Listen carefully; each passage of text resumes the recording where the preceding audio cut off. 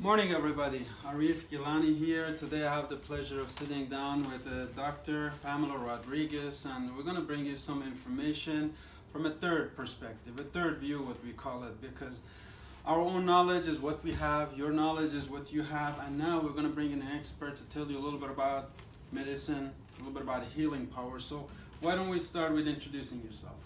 Thank you. Tell our viewers a little bit about yourself and what you've accomplished in the area of medicine and where we go from there. Thank you for the introduction and thank you for this platform. I'm Dr. Pamela V Rodriguez Fardoe. I'm from Acapulco, Mexico. My mom is from Canada and my dad's from Mexico. I graduated from La Universidad Autónoma de Guadalajara in 2014, and I went on to do my medical internship in Puerto Vallarta, Jalisco, where I maintained the role of chief of interns, and then went on to do my medical service in the rural town of Campo Acosta, Mexico. Wonderful. Want to talk about some of the things that are triggers in our lives, in my own life. Trigger to get me started on this camel company. Started camel company was I was searching for a cure for my mother's arthritis pain. I'm not sure if you had such an experience or a trigger that got you started, or was this a passion that you started when you were much younger? I'm going to be a medical doctor or a researcher. What was your trigger, would you say? When I was really young, my mom, she had breast cancer. And that was a very pivotal moment in my life. I was too young to understand what was going on, but I understood that she was in pain, that something bad was going on, and that she needed help, that she needed to get healed.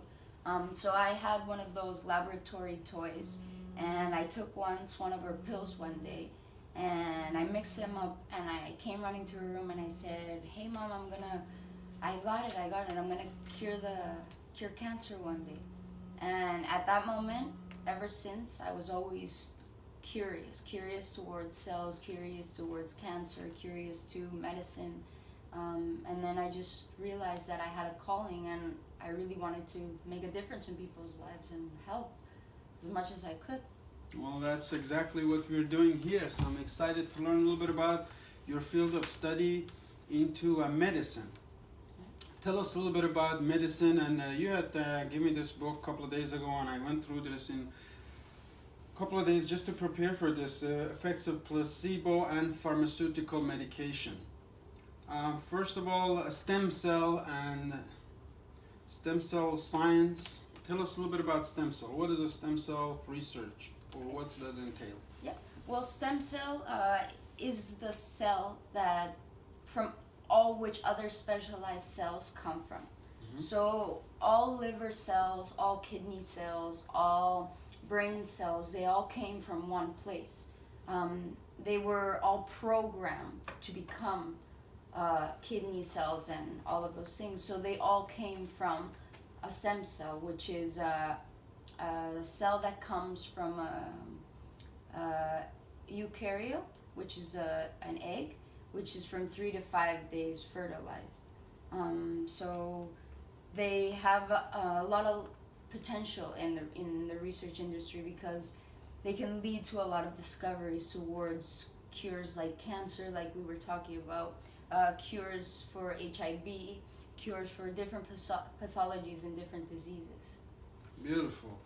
Now, also this ties into other field of medicine, which is your subconscious mind. Really, I've been a student of personal development, not knowing that it was connected all into healing and all of that. But I have seen many people who have healed themselves from cancer, from other not curable so-called diseases or illnesses. Tell us a little bit about subconscious mind. You've also been a person in personal development. You've read to open your mind. What are your thoughts on the power of the mind? Well, I believe that our minds are what shape our reality, and our thoughts are what fuel that reality. So I believe that it's all in the power of our mind, and there's an unreachable potential that we can get. As ordinary beings, we can choose to become extraordinary just by nourishing the brain. Many people don't understand, or maybe haven't ever heard of this before, but the brain is kind of a muscle that you have to work at. You have to nourish it with what it needs. Okay, so let me just stop you here. How do you work your brain? What is it that you do to feed your mind? How does an average person develop the mind and the consciousness that they're able to do more? Because we all want more, right? Yeah. So how does the average person open up this gate to their mind that it's possible? It's as simple as just wanting to. Just by wanting to, you can manifest those things into your life. It's very, very simple. An ordinary person can follow their own intuition into the things that they're passionate about. For example, in my case, as you can see, I like nourishing myself with knowledge. I like knowing a lot of things as much as I can. I read from various things. I read from poetry. I like Walt Whitman. I like Proust. I like to read about energy fields. I like to read about what's happening in the scientific world. I like to read about what's happening in the humanitarian aspect. And I nourish every aspect of my brain. I like to learn about finance and different things that interest me. So every person at home has to follow what they're passionate about and develop on that. So before we get deeper into medicine, I want to ask you a little bit about the placebo. Most people are not familiar with the term. What is a placebo? Can you explain to our viewer a placebo effect? What is it and how does it work? A placebo is a substance that's used as if it was a pharmaceutical. Say, for example, in a clinical trial, there would be 15 patients which would have a headache and would be treated with any Tylenol, Advil, any product, right? An aspirin. And you have 15 patients that are giving a placebo effect, which contains no source of no base of the pharmaceutical, but they're told that it is what it is. So their mind believes, their subconscious mind has already perceived that they're getting a hint towards healing. And this is what the placebo effect is, that most patients that are told heal. Beautiful. So you're telling me that there's a power within us that they can heal itself. The body has the power to heal itself. Am I correct in assuming that? Yes, you are very correct. It takes a very long process in order for your organism to get to that. It takes a very long process, but it takes very little steps and short steps to get there. It's all about training your habits and modifying and tweaking your habits as a person in your daily life, so you can each day get better and better and better and better and better. So talking about habits, that's one of the things that I'm a champion for change. I really think it's possible for anybody who's watching right now, anybody out there around the world. Right now, the information age has changed things. Do you agree? Completely. And in this in this book, it said that 75% of the people who were given medication, my cure, whatever it is, based on the medication they were taking, and similarly, people who were given placebos, almost exactly the same amount of people, Exactly. without any hint of medication in their body, just by belief that this is a medication that have cured themselves, people from cancer, from other things. So tell us a little bit deeper onto subconscious mind and stem cell. How is this all relating to each other? Subconscious mind, as you said, is powerful. How do we cultivate this? Reading is one of the things that you mentioned, and I love it, and how people can access their subconscious mind. There's 2 levels of awareness. First is actually wanting to get to that point where you discover. It can be any activity that you find that keeps you in the state of flow, which is in the now, the moment of now. When you're in the moment of now, your awareness, your consciousness is completely open, and your brain is more creative, and you have a little bit of more intelligence. So anything that people can find that they would like, say jujitsu, karate, some sort of balance in their life. It can be yoga, or it can be meditation class, or it could be art class, and focus on whatever they feel passionate about and try to develop that as well, and try to find a way to have balance in their life in every stage of their life. To write a list down of their personal things that they want, their accomplishments, their dreams, and to list them. What do I want? Who do I want to become in 5 years, in 2 years, in 10 days? Who do I want to be with? Who do I want to love? Who am I going to be with for the rest of my life? Or what kind of relationships do I want to have? Am I honest? What kind of person I am? Then you take it to the next level. What kind of work do I want? What do I dream about? What am I passionate about? Do I want to impact people? Then you go to your friends, your relationships. What kind of friends do you want to build upon? And once you have an idea of this dream life that you want, you know certain things and you realize certain habits that you have to change in yourself now to get to that dream world whenever you put it in 10 years, 5 years, 15 years, tomorrow. Beautiful. So one of the things that you also mentioned that you're passionate about is helping others. While you're doing your internship and your thesis, you also volunteered. You help organize charitable organizations in Mexico. Tell us a little bit about that and that experience, how it helped you grow as a person. When you put your time into service of others, what has done to you? It has made me grow in so many ways. And it has impacted me in many ways because it's made me grow as a person, it's made me grow as a doctor, and it's actually made me want to take my life to the next level, which is expanding my arms even larger to help more people. Tell us a little bit about the conditions. So when I was doing my medical service in Campo Acosta, I want people to really comprehend this or grasp it in their mind that it's a third world country.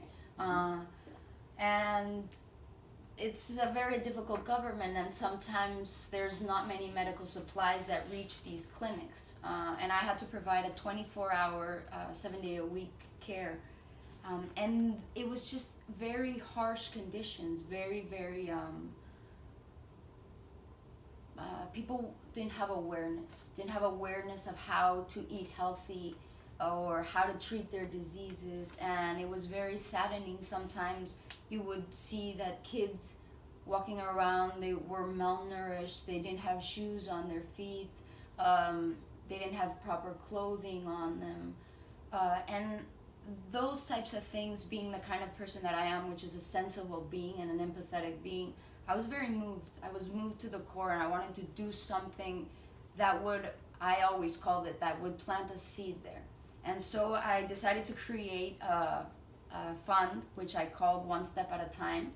And I tried to gather funds from all over Guadalajara, and I gathered my peers and my friends and colleagues, and we gathered over 250 runners for a 5-kilometer race that I organized. And it was just a beautiful experience because every single person had a t-shirt, a commemorative t-shirt, a number. We had a ceremony for the prizes. And it was just such a beautiful moment that I created out of nothing, out of a passion, from the passion of my heart. And I'm just really proud of that. And right then and there, I realized that it doesn't really matter if you don't have money to help, or if you don't think you're capable of, or if you're boxing yourself into concepts that are impossible. If you have a passion and you are moved by something, you can do as much as you can. You can impact as much as you want to. So that was a very powerful lesson for me to learn, and it gave me a lot of strength and a lot of empowerment. Beautiful. Now, you conducted the workshops for parents to gather people in the places, tell them about body and mind, and how to deal with not having access to Medicare.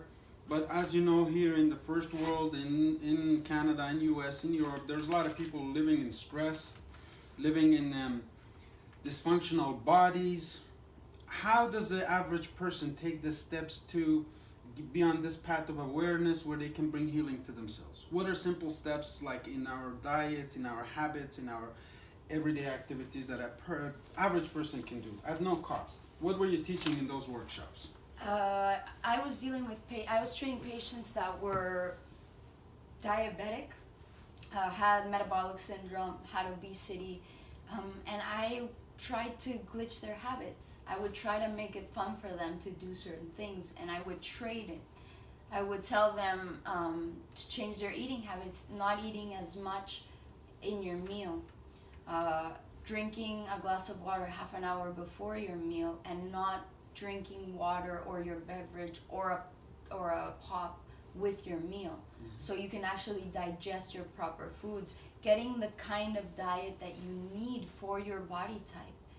What do you need, and getting the nutrition value. Most people aren't aware of what they're putting into their mouths.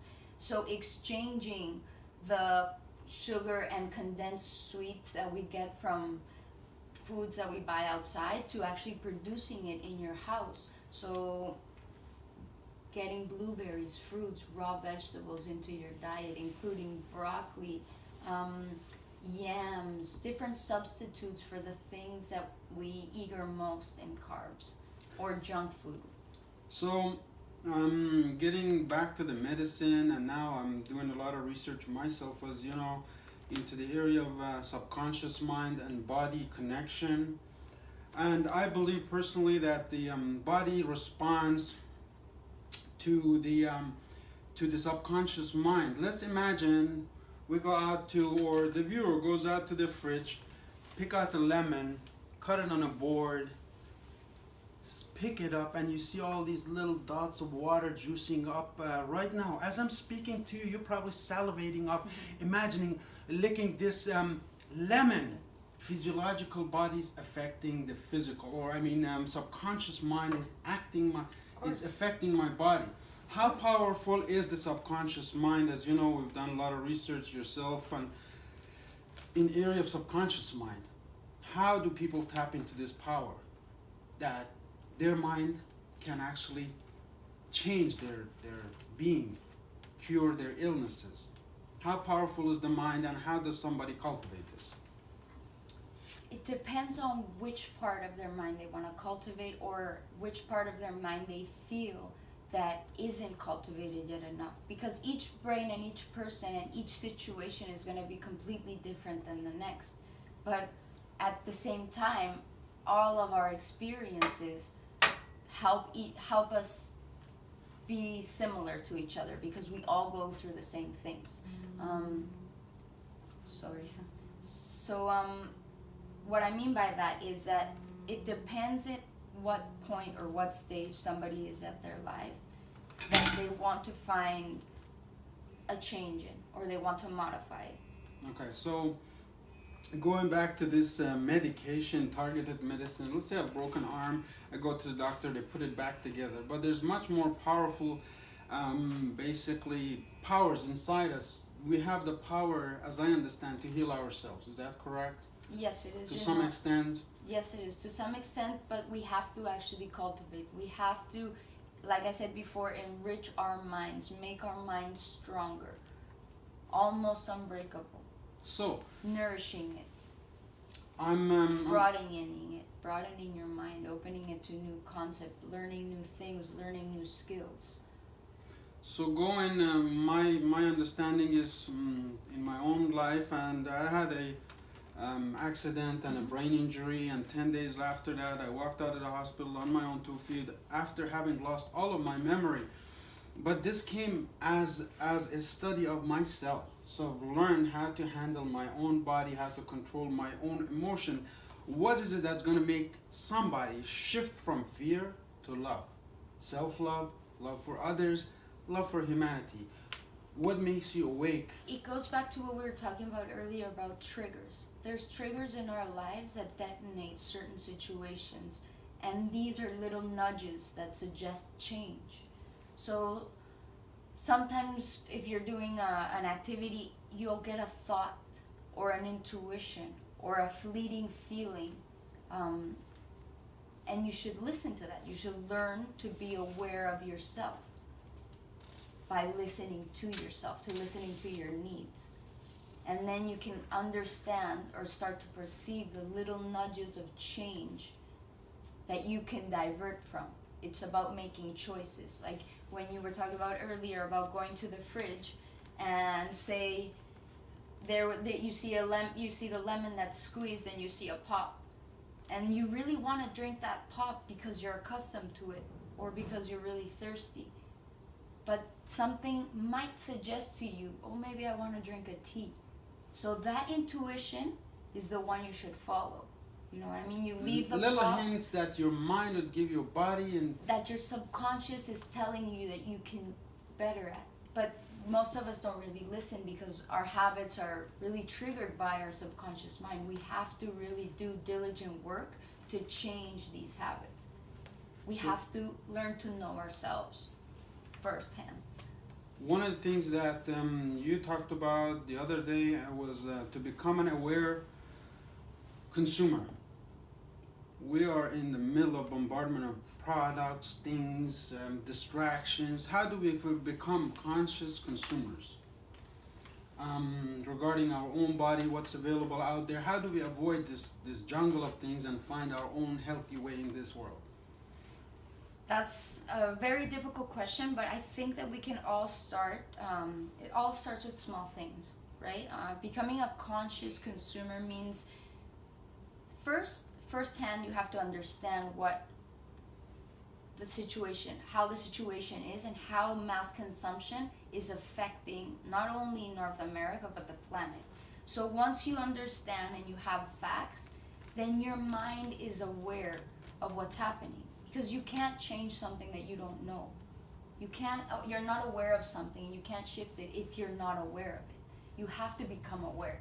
So once you're aware, once you've tried to nourish yourself with this information, then you realize that there's something that you can positively do.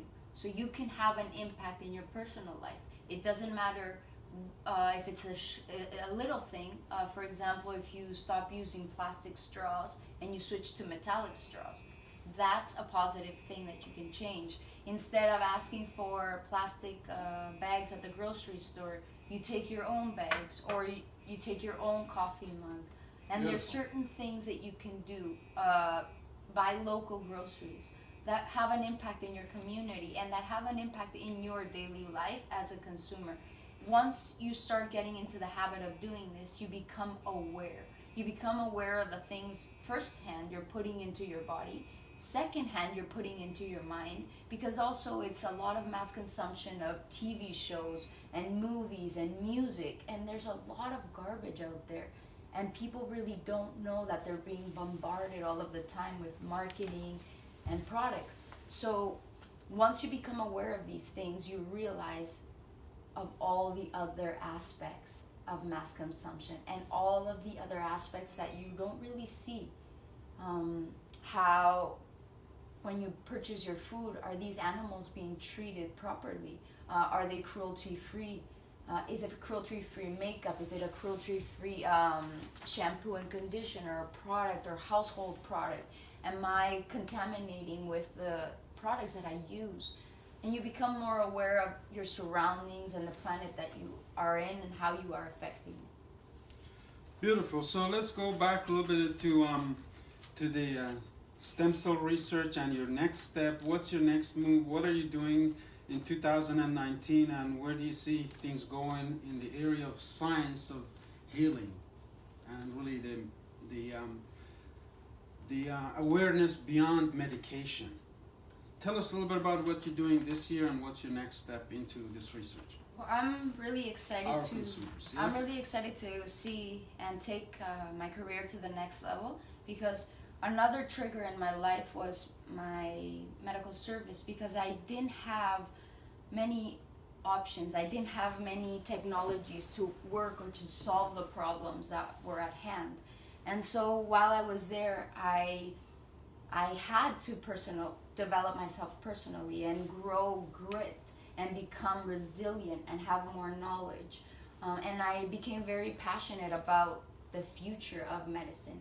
I knew I didn't want to be the kind of doctor that's not doing anything, that's not evolving, that's not innovating something. I was always curious to where technology would lead us in medicine.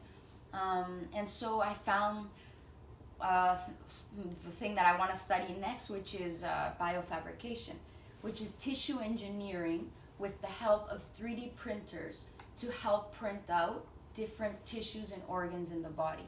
So we go back to that example that you had. Somebody breaks their arm, and you can now use a blueprint of their arm to design the part that was broken and then replace it with biomaterials that help the form bone, new bone, and they help restore it. And it's just amazing what this technology can do, and that's just one example. There's millions of other things that are gonna unfold. It's gonna help medical transplants, it's gonna help medical diagnosis, it's gonna cure and help a lot of diseases that we're facing right now. Beautiful. Now, what's your next step? You're heading to Europe to finalize your master's. I'm really excited about your next step, and also getting back to recap what we have started here. What's your next step into the world of? I'm going to apply to, I want to master the art of biofabrication. So I'm going into tissue engineering, and after that I can start to find solutions for the problems that I'm seeing in the world that I can actually make an impact on, and try to contribute in that way to healthcare systems and to society, and to my community. But that's biofabrication is just one arm of where the future of medicine is going. It varies from different subjects, from genomics, from finding cures to diseases through your genes, being able to prevent those diseases before you even get sick, or many years before anything develops in your genes. You can learn to prevent that by knowing beforehand what the problem is, or what the alteration in your gene is. There's also medical tech for artificial intelligence. IBM just created a computer called IBM Watson, which basically has every single piece of information on medical articles and can find you information really, really concise and precise and fast, as if a person read 5,000 medical articles in a second. So it's turning into quantum computing and just different fields of medicine that are going to be very, very impactful, because we are heading into a digital world. And some people are afraid of this, right? It's going to all become technological and all of these things. But the truth is, people in healthcare, healthcare providers, and especially millennials, they want to make an impact in the world. They want to do things that are right. They want to help heal the problems that are arising. So they're going to help create different administrations, different management for hospitals, different technologies that are going to shape the system as we know it. So it's going to change progressively for the better.